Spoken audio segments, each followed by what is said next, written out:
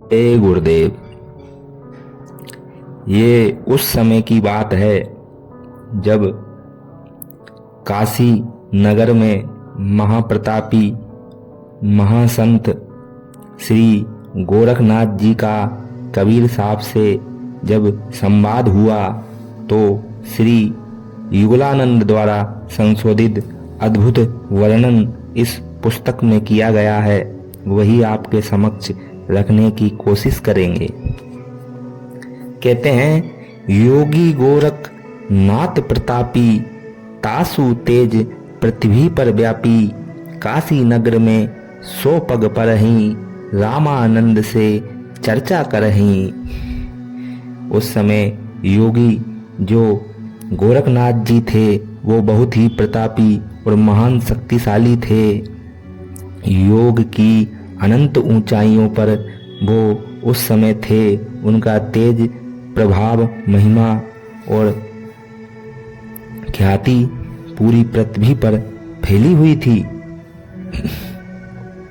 उन्होंने काशी नगर में जब कदम रखा और वहाँ रामानंद से जो कबीर साहब के गुरु थे उनसे जब उनकी चर्चा संवाद हुई, आगे कहते हैं, चर्चा में गोरख जे पावे, कंठी तोड़े तिलक छुड़ावे। और उस चर्चा में गोरखनाथ जी की विजय हुई और उन्होंने रामानंद जी की कंठी, माला, तिलक छुड़ा दिया और अपनी विचारधारा को, अपने ही ज्ञान को श्रेष्ठ साबित किया। स्वामी निश्चलानंद जी लिखते हैं कि गोरखनाथ के डर के मारे, बैरागी नहीं भेष संवारे, तब कबीर आज्ञा अनुसारा, वैष्णव सकल स्वरूप संवारा। कहते हैं कि गोरखनाथ जी के भेष से बैरागी साधुओं की तरह अपना वेश बदलकर रहने लगे। तब कबीर की आज्ञा अनुसार सबने अपना वैष्णव स्वरूप जो वेश था वह धारण कर लिया। कहते हैं, सो सुधि गोरखनाथ जो पाया, काशी नगरी शीघ्र चली आया। जब गोरखनाथ जी को इसकी खबर मिली तो वे तुरंत ही काशी आ गए। रामानंद को खबर पटाई, चर्चा करो मेरे संग आई। उन्होंने जब रामानंद जी को संदेश भेजा कि मेरे साथ चर्चा के लिए आओ, रामानंद की पहली पोरी, सत्य कबीर बेटे ती टोरी। रामानंद के आने के पहले ही एक जो पोरी यानी पंक्ति पर पहले से ही सत्य कबीर बैठ गए थे। कहे कबीर सुन गोरखनाथा, चर्चा करो हमारे साथा। यानी कबीर जी ने कहते हैं कि हे सुनो गोरखनाथ जी, आप मेरे साथ चर्चा करो। प्रथम करो चर्चा संग मेरे, पीछे मेरे गुरु को टेरे। यानी पहले मेरे साथ आप संवाद बात करिए, बाद में गुरु को बुलवाना। बालक रूप कबीर निहारी, तब गोरख ताही वचन उचारी। कबीर जी बालक जैसा रूप देखकर गोरख ने उनसे ये वचन कहे। उस समय कबीर साहब को बालक रूप समझकर गोरखनाथ जी कबीर साहब से कहने लगे। अब आगे जो वचन कहते हैं वो अद्भुत वर्णन स्वामी निश्चलानंद जी ने किया है। कहते हैं, कब के भय बैरागी कबीर जी, कब के भय बैरागी। यानी गोरखनाथ जी पूछते हैं कि आप कब से बैरागी हो, कब से बैरागी बने हो, ये आप बताएं। कबीर साहब जी कहते हैं, नाथ जी हम जब से भय बैरागी, मेरी आदि अंत सुधी लागी। यानी नाथ जी हम तो तब से बैरागी हैं जब से मेरी आदि और अंत की पहचान हुई। यानी कहते हैं, धुंधुकार आदि को मेला, और नहीं गुरु नहीं कोई चेला। यानी सृष्टि के आरंभ में न तो कोई गुरु था और ना ही कोई चेला था, और ना कोई मेला था, ना ही कोई ठेला था, यानी कुछ भी नहीं था। तभी से हम उस समय से ही थे। आगे कहते हैं, जब का तो हम योग उपासा, तब का फिरो अकेला, यानी तभी से हम योग का अभ्यास करते आ रहे हैं और अकेले ही विचरण करते हैं। आगे कहते हैं, धरती नहीं जद की टोपी, दीना ब्रह्मा नहीं जद का टीका, यानी जब धरती भी नहीं थी और जो सिर पर रखी जाए, और न ही ब्रह्मा थे जो टीका कर सके। आगे कहते हैं, पहचान थी द्वापर की हम करी फावड़ी, त्रेता को हम दंडा, यानी द्वापर युग में फावड़ी का काम हमने किया और हम त्रेता में भी थे और उस समय हमने यानी अनुशासन का कार्य किया, दंड यानी शासन अनुशासन का कार्य किया। सतयुग मेरी फिरी दुहाई, कलयुग फिरो नौखंडा, सतयुग में मैं उपदेश सुनाता फिरा और कलयुग में 9 खंडों में घूमता हूँ। गुरु के वचन साधु की संगत, अजर अमर घर पाया, कहे कबीर सुनो ओ गोरख, जब हम तत्व लखाया। कबीर कहते हैं, हे गोरखनाथ जी सुनो, जब मैंने सत्य तत्व को पहचाना तो उस समय की बात कहते हैं, जो बूझे सो बावरा, क्या उम्र हमारी असंख्य युग पर ले गई, और तब के हम ब्रह्मचारी, यानी अनगिनत युग बीत गए, महाप्रलय हो चुकी, तब से हम ही ब्रह्मचारी हैं। कोटि निरंजन हो गए परलोक सिधारी, हम तो सदा महबूब है, सोहम ब्रह्मचारी, यानी हम तो सदैव ही सोहम कहने वाले ब्रह्मचारी और परम प्रिय हैं। दसन कोटि ब्रह्मा भय, 9 कोटि कन्हैया, और 7 कोटि शंभु भय, मोरी एक पलैया। कहते हैं कि कितने ही ब्रह्मा भय और कितने ही अवतार भय, पर मेरी एक पलक मैं नहीं डगमगाता। ती नहीं है क्या सृष्टि विचारी, नहीं बूढ़ा नहीं बालक नहीं भाट भिखारी। हे समझदार मनुष्यों, मैं न तो बूढ़ा हूँ, न बालक हूँ, और ना ही कोई भाट या भिखारी। कहे कबीर सुन गोरख ये उम्र हमारी, यानी नहीं बूढ़ा नहीं बालक नहीं भाट भिखारी, और कहे कबीर सुन ओ गोरख ये है उम्र हमारी। सुनो गोरखनाथ जी, ये हमारी आध्यात्मिक उम्र है। आगे कहते हैं, अबदू अभिगत से हम चले आए, मेरा भेद मरम नहीं पाया, ना मेरो जन्म न गर्भ बसेरा, और बालक है दिखलाया, यानी मैं अभिधु यानी अलौकिक और अगोचर जगत से आया हूँ, पर किसी ने मेरा रहस्य नहीं जाना, न मेरी जन्म किसी गर्भ में हुआ है, और फिर भी मैं बालक के रूप में इस संसार में दिखा हूँ। काशी नए जलंग बिच डेरा, तहाँ जुलाहे पाया, और मात पिता मोरे कछु नाही, न मेरी गृहदासी। यानी आगे कहते हैं, ना मेरो जन्म ना गर्भ बसेरा, बालक है दिखलाया, काशी नए जलंग बिच डेरा, तहाँ जुलाहे पाया। यानी न मेरा जन्म किसी गर्भ में हुआ है और ना मैं किसी बालक के रूप में हूँ, बल्कि फिर भी मैं बालक के रूप में इस संसार में दिखा हूँ। आगे कहते हैं कि काशी के पास जंगल में ही मेरा शरीर मिला और जिसे एक जुल्हे ने पाया है।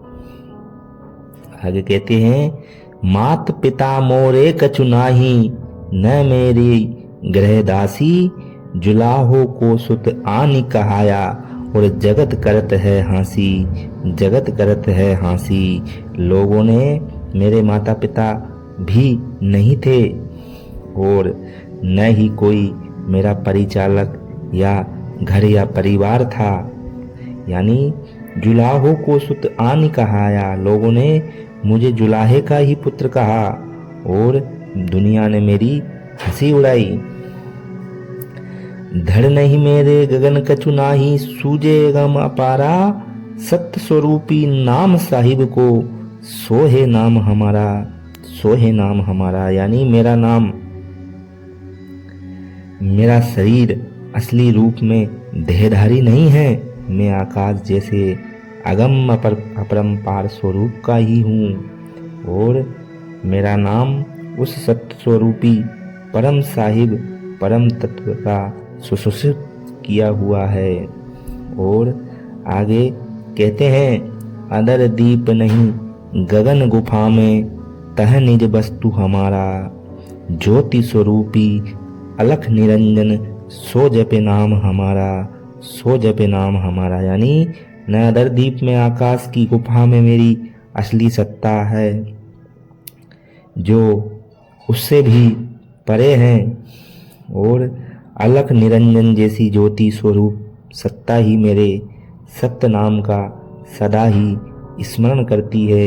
हाड़ चाम लोहू नहीं मोरे, हो सतनाम उपासी, तारन तरन अजय पद दाता, कहे कबीर अविनाशी, कहे कबीर अविनाशी। यानी कबीर कहते हैं मैं अविनाशी हूँ और तारने तरने वाला और परम पद देने वाला हूँ। यह सुनकर गोरखनाथ जी फिर प्रश्न करते हैं, कहते हैं, कौन छुरा कौन पानी गूरे, गुरु मुड़े कौन बानी। यानी शब्द छुरा निरंजन पानी, गुरु मुड़े निर्वनानी। यानी गोरखनाथ जी फिर प्रश्न करते हैं और कहते हैं, कौन दरवेश, कौन गुरु ने मुड़े केस, कौन पुरुष को सुमरो नाम, मांगो भिक्षा मांडो गाँव। यानी कहते हैं कि कौन द्वार है और कौन दरवेश है और कौन गुरु किसके केस यानी अहम को मुंडाता है, और किस पुरुष का नाम जपूं, किससे भिक्षा मांगू, और कौन सा गांव मेरा आश्रय है। इस पर कबीर साहब जी कहते हैं कि मन दर पौन दरवेश गुरु गोविंद ने मूड़े केस। यानी मन ही द्वार है, प्राण पवन दरवेश हैं और गुरु गोविंद ईश्वर ही अहंकार के केस को काटता है। नाम मांगो भिक्षा तारो गाँव। यदि आप पूछ रहे हो तो मैं कहता हूँ कि अलग पुरुष जो अदृश्य परमात्मा है उसी का नाम का आप स्मरण करो और उसी से आध्यात्मिक भिक्षा मांगो, वही तुम्हारा असली धाम है। आगे फिर गोरखनाथ जी पूछते हैं कि कौन तुम्हारी उत्पत्ति कीनी, किसने तुमको माला दीनी, कौन गुरु दीनो उपदेश, उतारो माला करो आदेश। यानी तुम्हारी उत्पत्ति किसने की और किसने तुम्हें ये माला दी, तुम्हें उपदेश देने वाला गुरु कौन था। यदि तुम जानते हो तो माला उतारो और ठीक आदेश सत्य के अनुसार चलो। आगे कबीर साहब कहते हैं, आदि पुरुष ने उत्पत्ति कीनी, सिरजनदार ने माला दीनी, सिरजरदान ने माला दीनी, गुरु गोविंद दीनो उपदेशा, न उतारो माला ना करो आदेश। यानी मेरी उत्पत्ति आदि पुरुष परमात्मा ने ही की, सृष्टिकर्ता ने ही मुझे ये माला दी है और स्वयं गुरु गोविंद ने मुझे उपदेश दिया है, इसलिए ये माला नहीं उतारूंगा और न किसी झूठे आदेश का ही मैं पालन करूंगा। आगे कहते हैं कि क्या ले उठो क्या ले बैठो रहो, कौन की छाया कौन महानिरंजन पेखे, कैसे त्यागी माया, कैसे त्यागी माया यानी तुम किसको लेकर उठते हो और किसको लेकर बैठते हो, तुम किसकी छाया में रहते हो, निरंजन को किस में देखते हो यानी उस परम तत्व को आप किस में देखते हो और किस तरह माया को आप त्याग देते हो। कबीर साहब कहते हैं, एकल उठ एकल बैठे रहे एक की छाया, एक ही महा निरंजन पेखा सहजे त्यागी माया। मैं हमेशा से अकेला ही उठता हूँ और अकेला ही बैठता हूँ और एक परमात्मा की ही छाया में रहता हूँ। उसी एक में निरंजन परम सत्य को मैं देखता हूँ और सहज ही मेरी ये माया यानी सहज ही त्यागी माया यानी सहज में ही इस माया का प्रभाव छूट जाता है। आगे फिर गोरखनाथ जी कहते हैं, कौन तुम्हारी डिब्बी बोली, कौन तुम्हारा चावल, कौन सो तुम में सिद्ध बोलिए, कौन सो तुमरो रावल यानी तुम्हारी डिब्बी क्या है यानी तुम्हारे चावल क्या है, तुम में कौन सा तत्व सिद्ध है और कौन सा रावल यानी असिद्ध सामान्य क्या है। आगे कहते हैं, काया हमारी डिब्बी बोलिए, कर्म हमारे चावल, एक हमसे सिद्ध बोलिए, और सकल है रावल, और सकल है रावल। कबीर साहब कहते हैं, मेरी देही ही मेरी डिब्बी है यानी ये शरीर ही मेरी डिब्बी है और मेरे कर्म ही मेरे चावल है। मुझ में केवल एक ही तत्व है जो सिद्ध है और वो है आत्म तत्व, बाकी सब तो सामान्य रावल है। आगे फिर गोरखनाथ जी कहते हैं, कौन तुम्हारी गुदरी बोलिए, कौन तुम्हारा धागा, कौन तुम्हारी टोपी बोलिए, कहते मन लागा, कहते मन लागा यानी तुम्हारी गुदड़ी यानी वस्त्र क्या है और धागा क्या है, तुम्हारी टोपी क्या है और तुम्हारा मन किससे लगा हुआ है।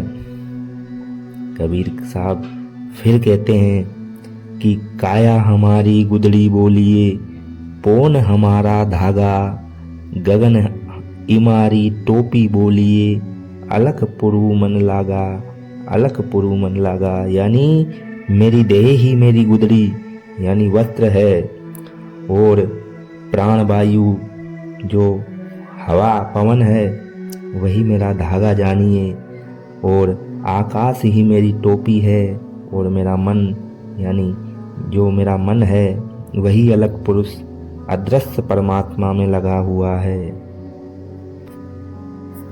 आगे फिर कहते हैं कि कौन तुम्हारी माला बोलिए यानी आगे फिर कहते हैं, कौन तुम्हारी तिलक बोलिए, कौन तुम्हारा छापा, कौन तुम्हारी जात बोलिए, और कहाँ तुम्हारी आशा यानी तुम्हारा तिलक किसका है और तुम्हारा छापा यानी चिन्ह किसका है, तुम्हारी जाति कौन सी है और तुम्हारी आशा और आधार क्या है।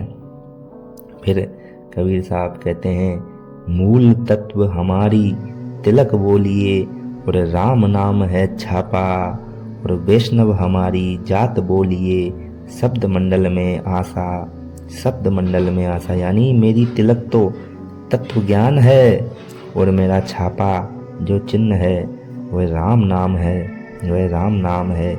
मेरी जाति वैष्णव है यानी भक्त हूँ, भक्ति ही मेरी जाति है और मेरा आश्रय यानी जो ठिकाना है वह शब्द मंडल परम तत्व में है, परम तत्व में है। गोरखनाथ जी कहते हैं, शब्द कहाँ से आया कहो शब्द को विचार, नहीं तो तिलक माला घरों उतार यानी कहते हैं कि बताओ ये शब्द आया कहाँ से है और इस शब्द का विचार करो, आप बताए।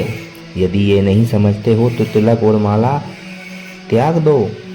कबीर साहब कहते हैं, शब्द ही धरती शब्द ही आकाश, शब्द पांच तत्व के बास, कहे कबीर हम शब्द सने ही, शब्द न बिन से और बिन से देही, शब्द न बिन से और बिन से देही, यानी धरणी यानी ये धरती भी शब्द से ही बनी है और ये जो आकाश है वह भी शब्द से ही उत्पन्न हुआ है।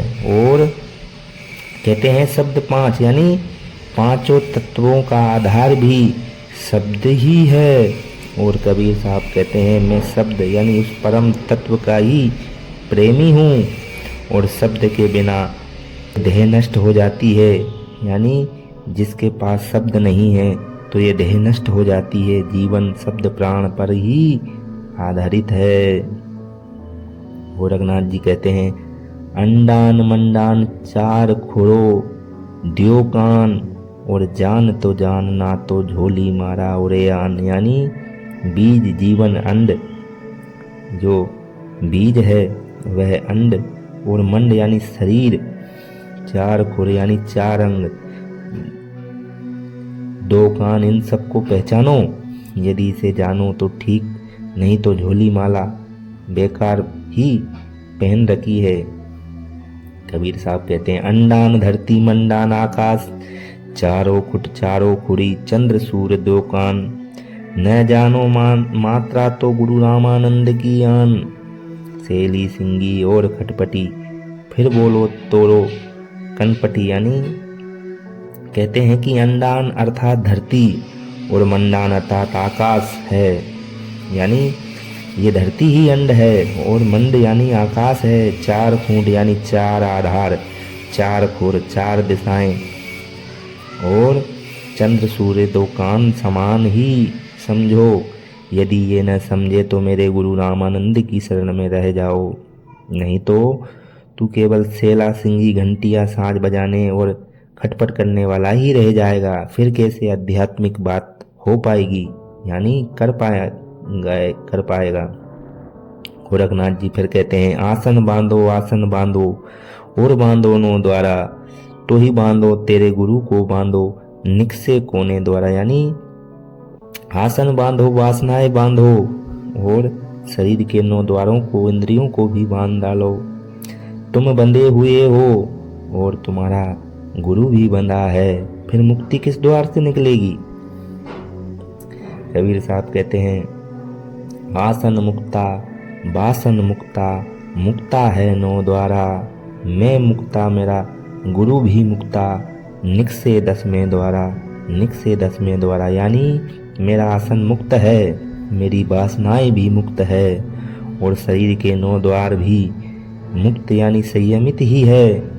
मैं भी योग युक्त हूँ और मेरा गुरु भी मुक्त है और मुक्ति 10वें द्वार से ही, सहस्त्रार ब्रह्मरंध्र से ही होती है।